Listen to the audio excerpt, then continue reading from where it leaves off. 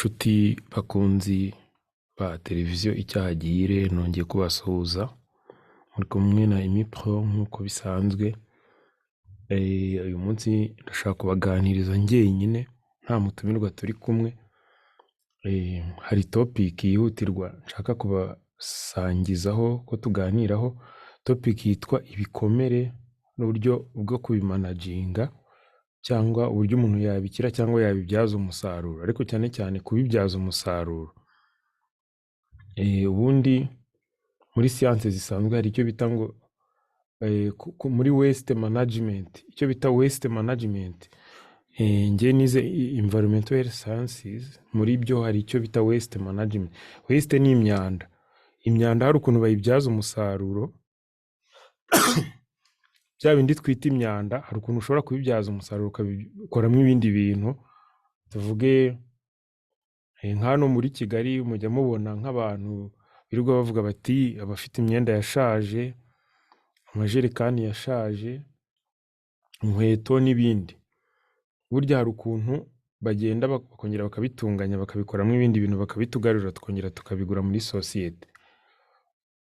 Muri no minsi ku mabutike hari nka envelope basigaye badushyiriramo ibintu zikoze mu mpapuro, abantu bakabaye bajugunya ariko bazibyaza umusaruro. Urundi rugero twatanga nk'abacuzi. Njyewe ahantu nkomoka, aho navukiye, haba abacuzi. Abacuzi bafata ibintu abandi bari barajugunye, tuvuge nk'imodoka yangiritse cyangwa ibindi bikoresho runaka by'ibyuma, bakabishyushya bakabibyaza umusaruro bikavamo ibindi bikoresho dukenera mu buzima bwa buri munsi. Rero icyo kintu cyampaye inspiration, nibaza niba ibikomere nabyo ni ibintu bibi nka biriya byitwa ama waste. Waste ni imyanda. Ndavuga nti ibikomere byo ntabwo twabibyaza umusaruro, ahubwo nasanze abantu basanzwe babibyaza umusaruro ariko batazi, nyine bari kubikora batazi ko ari byo bari gukora, ariko hari bakeya babikora babizi. Ndavuga nti rero uwabisharinga, abo ngiye kubisharinga hari abasanzwe babizi ariko harimo n'abatabizi, ndabizi bizagirira akamaro. Ibikomere, igikomere ni iki? Ubundi kugira wumve igikomere ugomba kubanza kumva ubuzima. Ubuzima ni iki? Kuko ubuzima akenshi umuntu akomereka ku buzima. Ubuzima ni iki?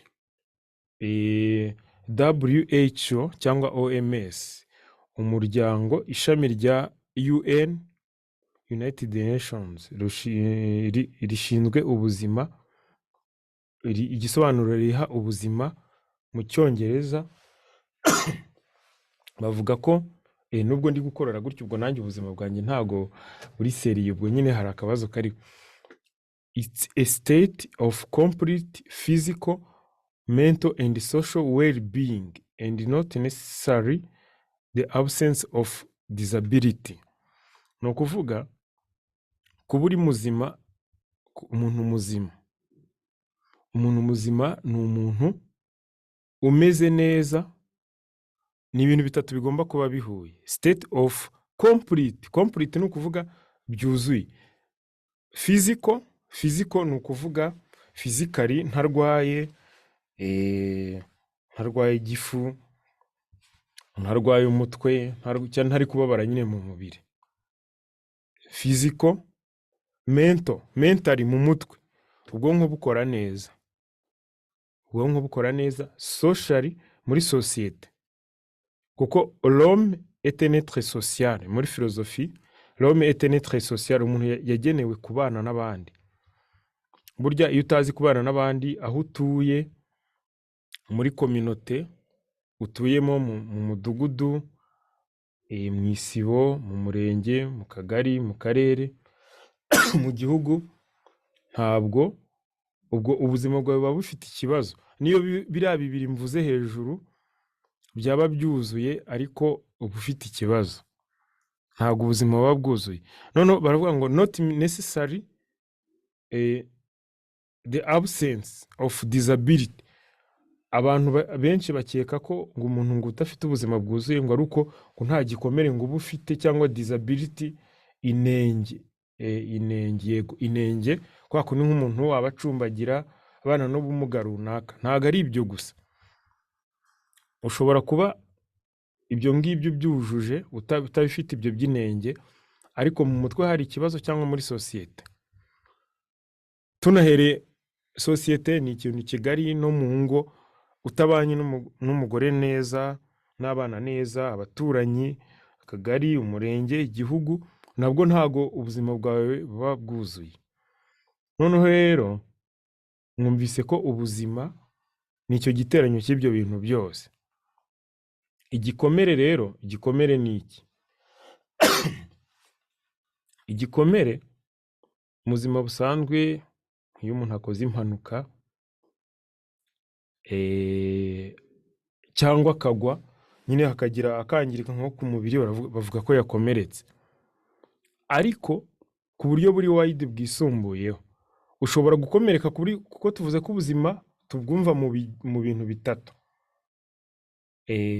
Ariko hari na pariti nibagiwe yitwa spirituelle. Hari na pariti spirituelle, kuko umuntu nyine yakomotse ku Mana, kandi iherezo rye ni ku Mana, nayo igomba kuba nayo iri muri bya bintu mvuze, kuko ni nabyibagiwe. Rero iyo kimwe muri ibyo ngibyo cyakomeretse, cyangiritse, aba ari igikomere. Ibikomere ntabwo ari umuntu wasitaye akaba ari kuva amaraso, cyangwa wakoze impanuka.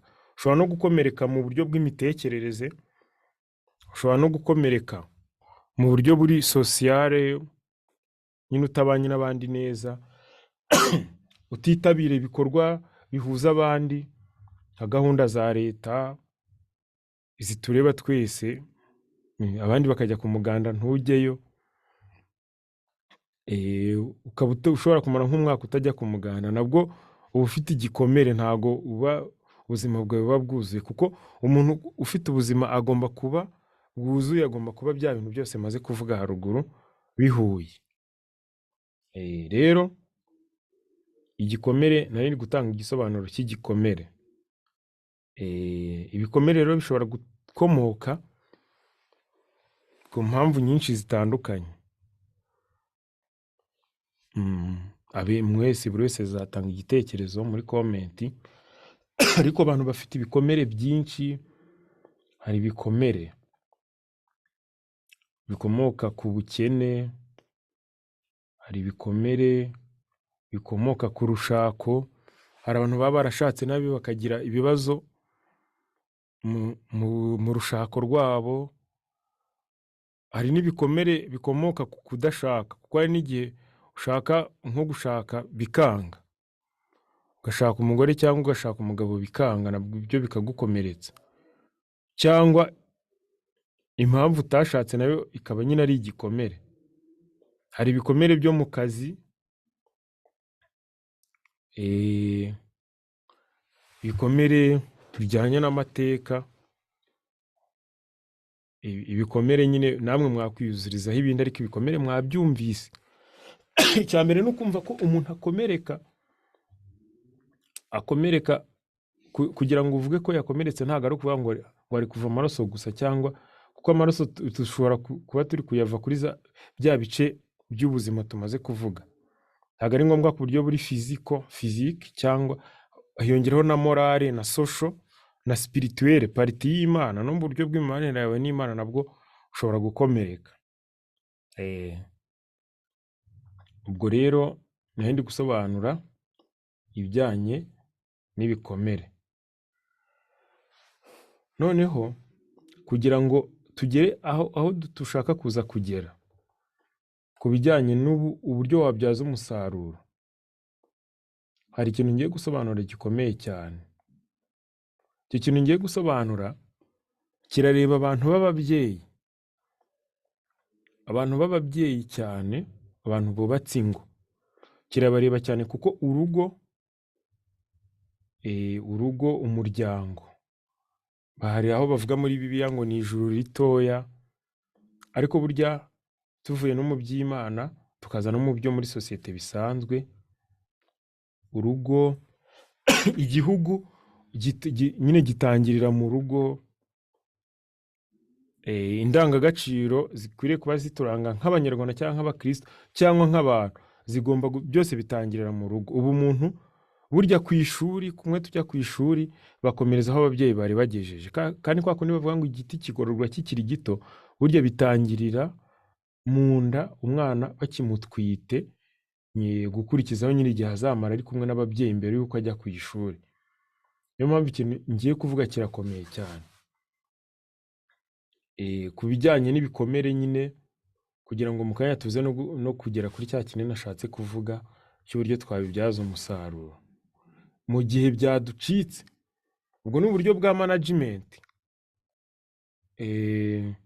Hari isomo muri kaminuza y'u Rwanda ryitwa Environmental Health Sciences,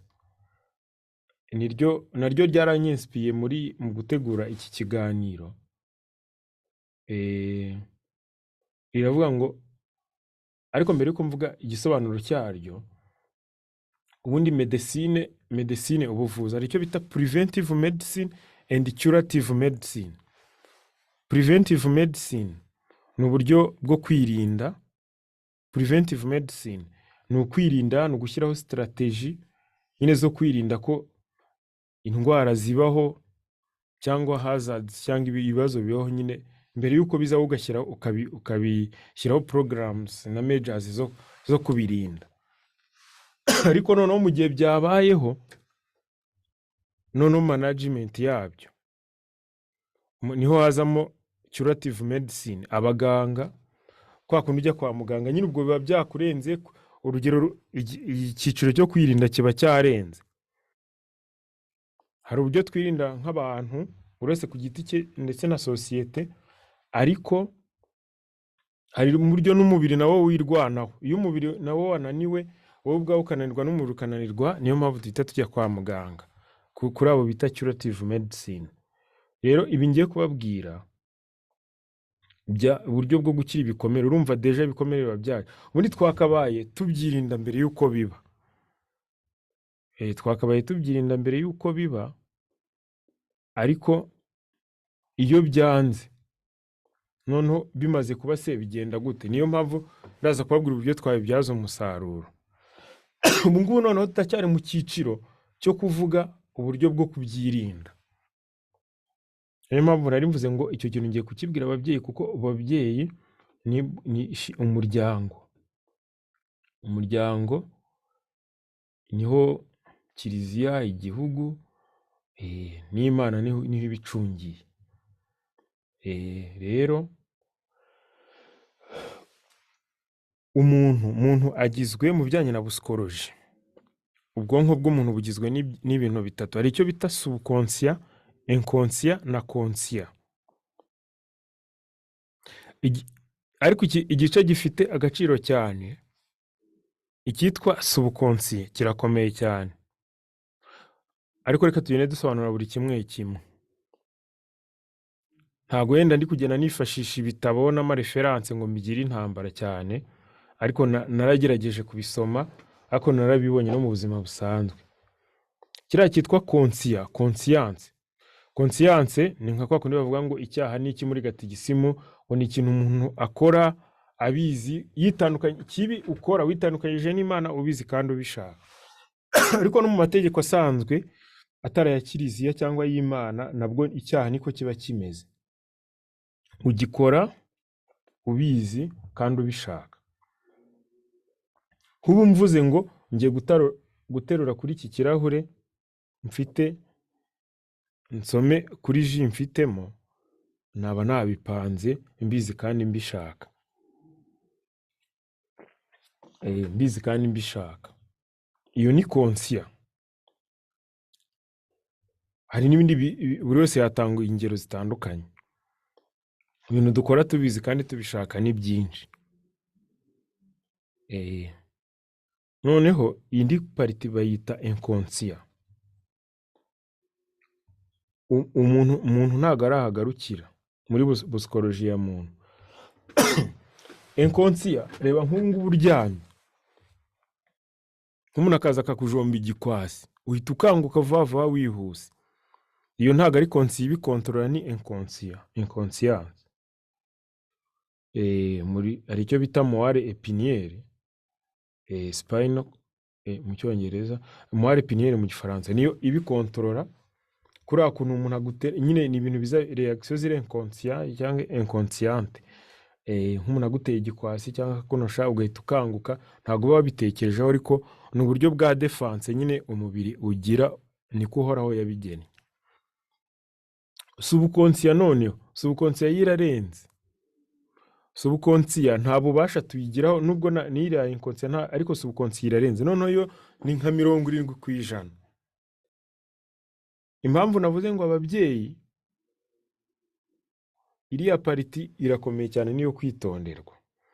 Buriya ibintu ababyeyi bikora byose imbere y'uruhinja, kuko ruba ruri kubibona n'amatwi aba ari gukora. Conscience y'umwana niba itari gukora, ariko ibindi birakora. Kuko umuteye urushinge, umuteye nk'umusumari cyangwa iki cyangwa igikwasi, nawe yakanguka. Noneho ya pariti yindi yo iriya yitwa subconscious, iyo ihora ikora buri gihe. Ibintu umweretse, uko umwiyeretse neza cyangwa nabi, ibyo umubwiye byose burya arabyumva, byinjira aho hantu kandi hakabibika, kandi bikazamugiraho ingaruka. Burya aho niho hava ikintu bita ngo umugisha cyangwa umuvumo. Umugisha mu gifaransa bawita benediction, bikomoka ku ijambo benedicere. Benedicere mu kilatini, mu gifaransa dire du bien, ni ukuvuga neza. Abakatolike barabizi ko iyo misi irangiye padiri aduha umugisha, ni amagambo meza atwaturiraho. Umuvumo ni malediction, maledicere. Ayo magambo maledicere ni ukuvuga nyine ibibi, kumwaturiraho ibintu bibi. Kwa kundi nk'umubyeyi yakuvumaga akagutuka ngo uzagere gutyo, uzagere gutyo, uzamere gutya na gutya. Ayo magambo aba ari seriye, akugiraho ingaruka wabishaka utabishaka, kera kugiraho ingaruka. Buriya aho kugira ngo ubwire umwana wawe, iriya pariti yitwa subconscious ntabwo ijya yumva ibintu biri negatifu. Kura tuvuga ngo verbe inshinga ukayishyira muri ntuza iri negatifu, ntabwo ibyumvayo. Iyo yumva icyo wavuze, nk'urugero bw'umwana ngo ntukazajye wambuka ngo imodoka ziri, kugira ngo utazakora impanuka, iyo pariti ihita isevinga ijambo impanuka, kandi iriyaranja mu buzima bwawe ikazakwereka impanuka. Ababyeyi niyo mpamvu natangiye mbabwira ngo mwitondere kino gice iki tugezeho, mujye mukunda kwaturira amagambo meza ku bana banyu, kuko biba bizabagiraho ingaruka ibyo mwababwiye, byaba bibi byaba byiza, kandi izo ngaruka namwe zibageraho. Ntabwo ndi kugenda njya muri detail, buri wese yabihuza n'amateka ye akumva icyo bishatse kuvuga, kandi wabivana no ku rwego rw'umuryango ukabishyira no ku rwego rw'izindi, no mu kazi rwa kampani ukabijyana no ku rwego rw'idini cyangwa n'ahandi hose murabyumva. Ibyo bintu ni ukujya mubyitondera. Ubwo turi muri cya gice cyo kwirinda ibikomere, nicyo tukirimo, preventive measures. Icyo gice nicyo turimo. Ibyo bintu birakomeye, biri seriye. Ubwo ni ubutumwa nyine, ubwo wasanga nanjye aribwo butumwa Imana yampaye, ariko ntabwo aribwo bwonyine dani bwinshi, ariko ibyo byo birihutirwa, mugomba kubiha agaciro.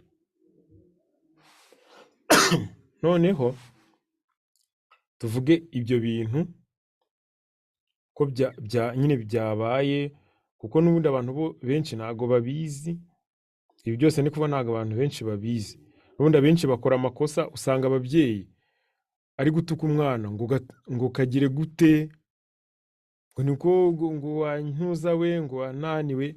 Murabizi ntabwo ndi gushaka kubitukana ko nabameze nk'aho ngiye kwigisha ibitutsi, kuko kuri no channel ndabizi ko n'abatoya babireba, naba ngiye kwigisha ibitutsi. Ariko namwe babyeyi murabizi ibitutsi mujya mutuka abana banyu, murabizi ugasanga uciriye umwana nko mu jisho, akubwiye ikintu uramuciriyeho. Ubundi uzacunge umwana wakuriye muri kondisiyo z'ababyeyi b'abasirimu, bazi ukuri, bazi ibintu ndimo kuvuga. Iyo amennye nk'ikirahure baramushimira, ntago bamuciraho cyangwa ngo bamutuke. Burya umwana iyo amennye ikirahure nta mutima baba bafite, abari kuvumbura. Kuriya kuntu umwana kubagara, burya nubyara umwana ukajya ubona nyine atakwica n'imbeba yapfuye, ujya uvuga uti naragendesheje. Ariko umwana ukubagana, kuriya kuntu umwana kubagana nta mutima baba bafite, ahubwo bari gushaka kuvumbura. Rero iyo amennye ikirahure aravuga ati wawu, ati burya iyo umuntu agikubiseho ibuye kirameneka, hari urwego aba agezeho. Rero umwana wamennye ikirahure bakamuciraho, n'umwana wakimennye bakamushimira. Iyo bagiye ku ishuri ntago performance aba ari zimwe. Uwakimennye bakamuciraho adevelopa icyo bita complexe d'infériorité, ahora yumva aciriritse, ari umuntu wakoze amakosa buri gihe, yihishahisha. Kandi ibyo biboro bikonsoma energy y'ubwonko n'ibitekerezo yakabaye akoresha ari gutekereza ibindi bintu biri positive. Umwana wakimennye bakamushimira we, ariko baramushimira ariko banamwereka ko hari uburyo babikora buri diplomatique. Ntago ibikosa byose bajya bagushimira, nyine bafite, niyo bibaye ngombwa ko bamukosora hari uko babikora nyine. Abo bana ntago output abarizimo. Umwe akurana ibikomere, undi ntago abikurana. Bimugiraho ingaruka wa undi baciriyeho, no mu kazi azakora, mu nshingano azakora. N'umusaruro kuzagirira nka Kiliziya cyangwa igihugu ntago nyine bigenda neza, kuko aba yarangiritse, abafite igikomere. Ngako murakumvise,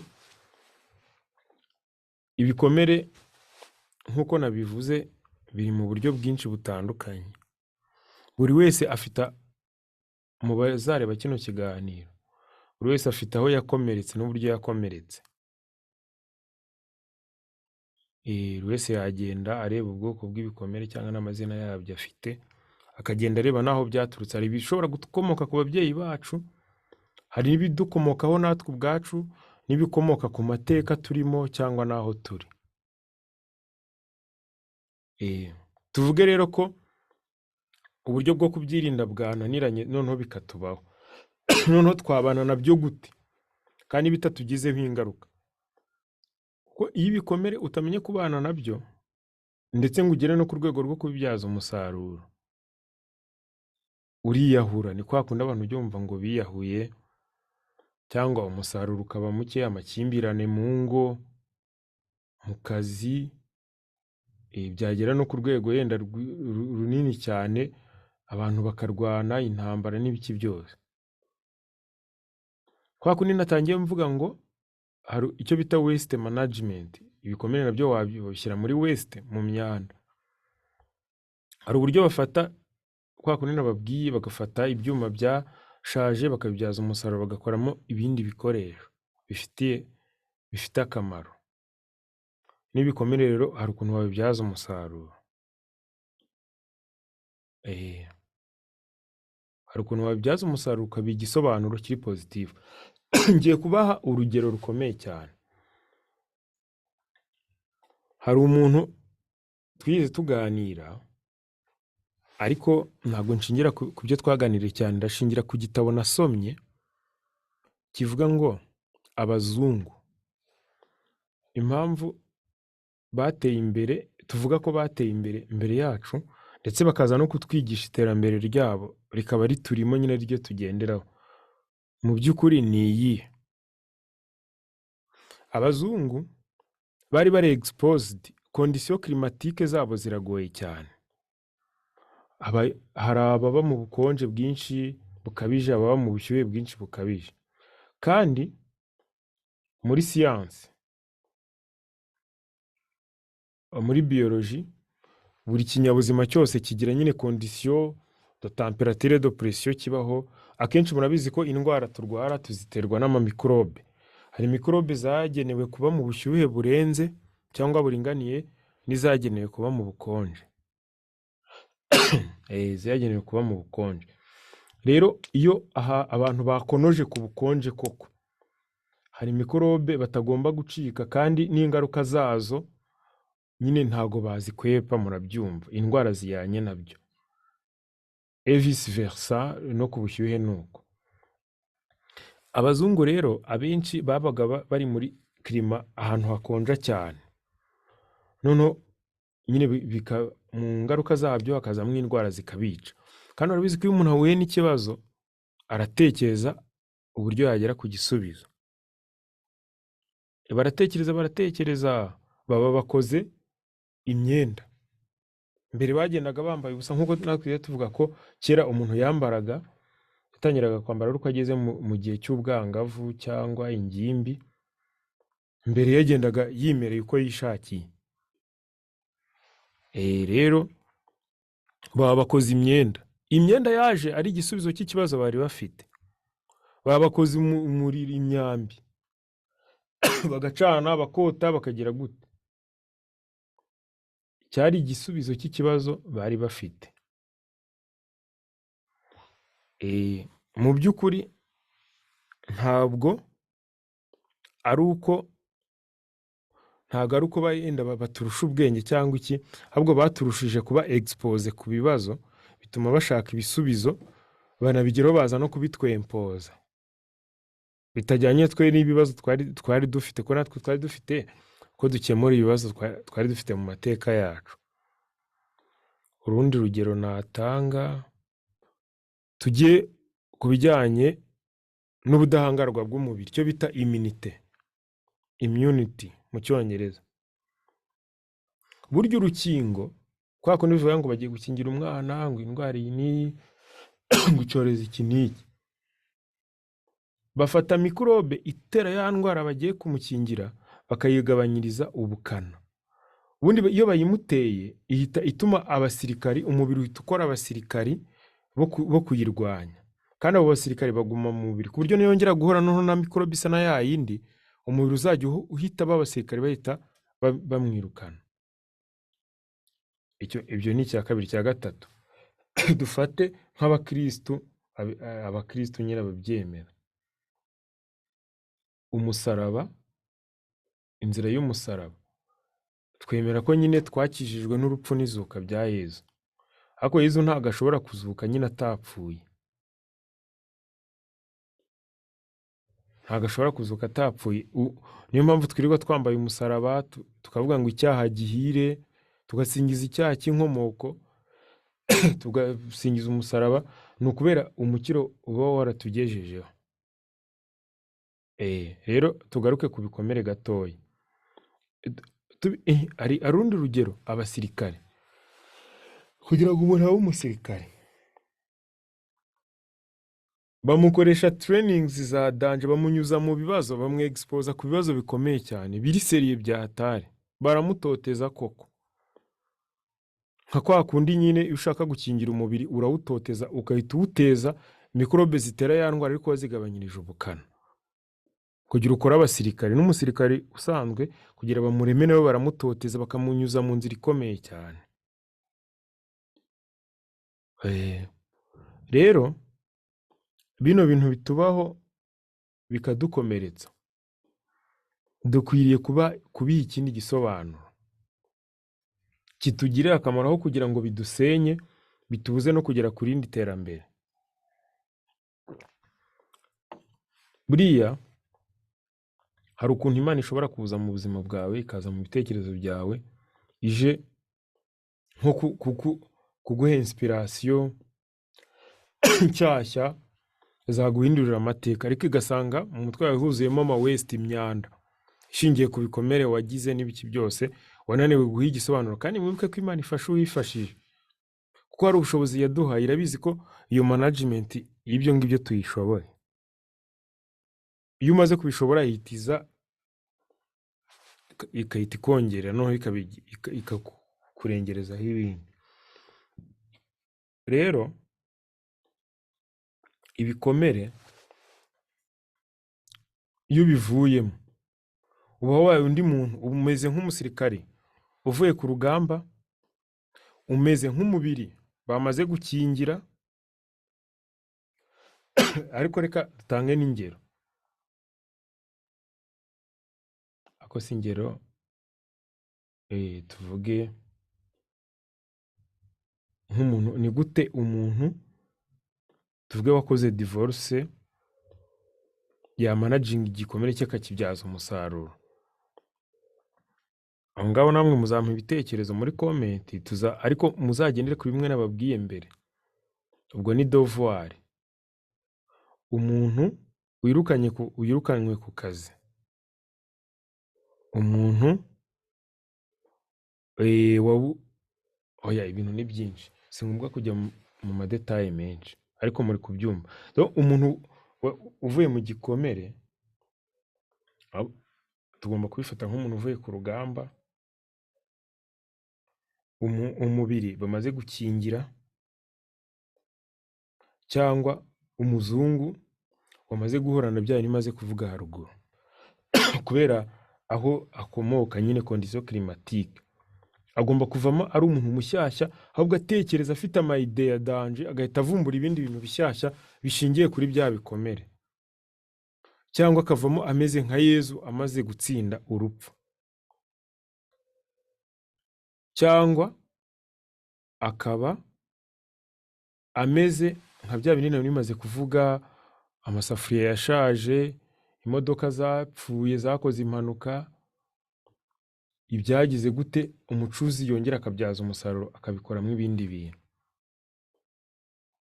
Nshuti bakunzi ba televiziyo Icyaha Gihire, reka tube ducumbikiye aha ngaha. Ndizera ko kino kiganiro hari icyo kizabamarira. Tuzabibona muri comment. Ubwo hari n'ibindi bintu byinshi tuzagenda tuganira, hari andi matopic tuzagenda tuganiraho, mfite ibintu byinshi tuzagenda tuganira.